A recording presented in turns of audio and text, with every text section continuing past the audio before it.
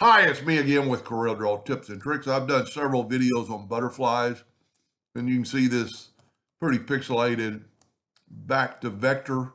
And the main reason the video is to show you how to color it in without having to color every spot. I've missed some white ones. We're just going to move this thing out of the way. And I'm going to trace this bitmap. It's pretty small. It's got a little excess that we could cut out, but we're not going to. We're going to go to Trace, Outline Trace, Clip Art. Traces it really fast. Then we're going to left click, right click, get away. Now you can see it's got some, it lost its antennas, which is okay. We can redraw them. And it's got some variations on lines, and we're not going to really do that. So instead of deleting them with the virtual segment delete key, we get a thicker hairline.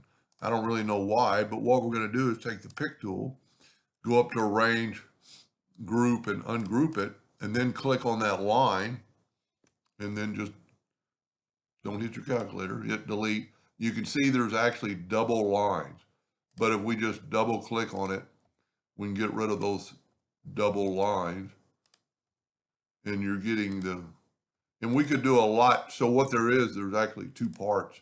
There's that part, and then the line itself, but if we just stay on that line, and we're going to get rid of all the kind of like double line. The main reason the video is going to show you how to color it in without having to individually color the individual parts.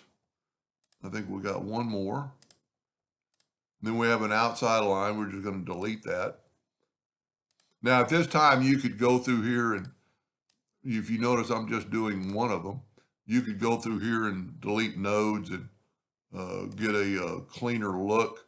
You know, you could change it up quite a bit and, you know, move this one away from that one a little bit more. You know, maybe delete that node and see what happens. So you could do that to all these. We're going to go ahead and delete that part right there. Now, we're going to group it together, Control G, and hit P and put it in the center of the page. Then I'm going to take a 2-point line, start moving it downward, and hit the control button so it's perpendicular. I'm just going to delete the other side of the butterfly so we won't have to delete all those lines. And if you can see, it made it a thicker line because there's basically a double line. Not going to really affect us. So now what we're going to do, we're going to Control D to make a duplicate, get the two-sided handle and move it over. And you see now we have a butterfly. So what I'm going to do, I'm going to take the Smart Fill tool. I'm actually going to use black,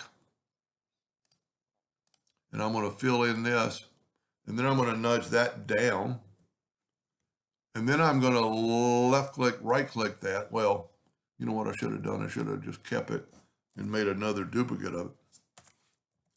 Well, my plus key isn't working this morning. So we're going to take a rectangle now and use the Smart Fill tool, and we're going to use that gold. Well, we're going to use a gold, but then we're going to change the color. So now what I'm going to do is I'm going to get my Smart Fill tool and get my eyedropper sample, and I'm going to sample that color, and I'm going to put it right there. And then I'm going to nudge it over, go up to Arrange, Order, back a page, and now you have a colored in butterfly. Now, if we would have cleaned it all up, and you could still, you know, take your Smart Fill tool if you wanted the white spots, you know, set it on white and meticulously, and we could have probably done that before we copied it over. But if we get the Smart Fill tool, especially if you're printing, I think only the white will show. So if you wanted to just go through here and do those. As a matter of fact, let's try this. Let's see if this works. Well, let's grab those, Control G to group, Control D to duplicate, and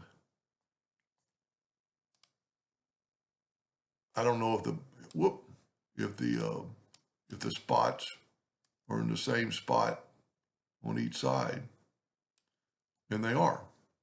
And you could fine tune that a little bit. I'm a little bit off. So set your nudge factor on something little like 0.01. Grab that white and you see it's a group and just kind of make it disappear. And you could do that. I could have done that prior before we did that. And then you could have all of them. But you know, a lot of times you might not even want the white. I think it looks pretty good without it. And then we could draw the antlers without any problem. Let's just do it. It's just a thin line with a little nub on the top. Let's just take a 3-point curve line and go like that, and then give it a little bit of a twist.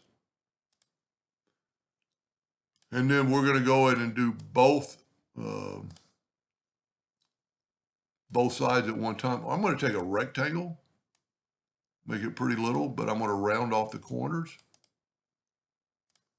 And then I'm going to put it about right there and kind of tilt it to the right direction. I don't know if there's any sticking past. Nope, it is at the very end. So in just a second, we're going to change that line into a thicker line.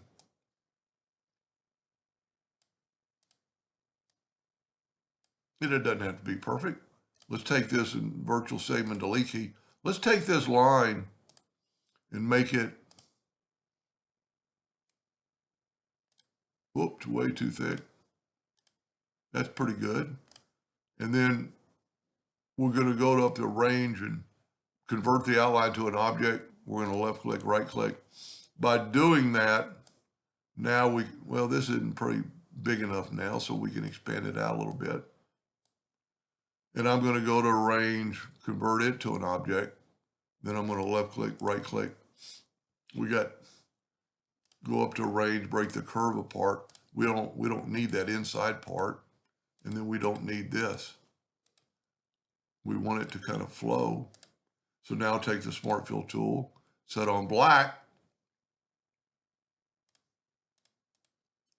Well, I got off of it. There we go. That's all one piece now, so I can hit the plus key on the keyboard and mirror it. That time my plus key worked. And there you go. I hope that helped a little bit. Thank you for watching.